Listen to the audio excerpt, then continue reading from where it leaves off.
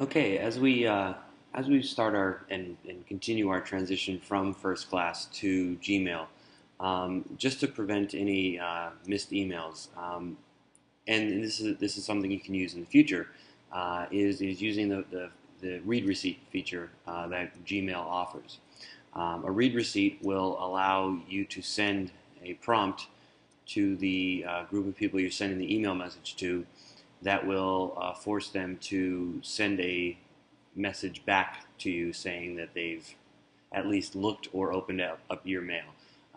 You obviously there's no way of knowing that they read it word for word, but at least you can get them to perform an action to make sure they got the message. So it's good to use on messages of high importance, messages that you want to make sure that the person on the other end got it. So when you go into Compose, you can type the person you're going to send it to. Subject. And then down here, there's a little arrow. It says More Options. When you select More Options, you want to select Request Read Receipt. And all you have to do is select that. Nothing's going to happen on here. But if you go back down and check this, you'll see that it is checked off and that it is enabled.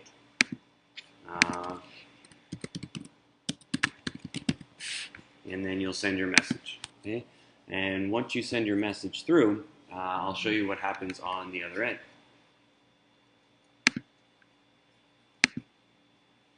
Okay? Look at that. I've always wanted a mail from Steve Jobs. It's important, so I'm going to open it up. And it says, please read. I'm looking at it. Okay, I'm done with that message. So if I go back to my inbox, if I go out of that message, I'm going to read receipts. Okay? So one or more senders in this conversation have requested a read receipt.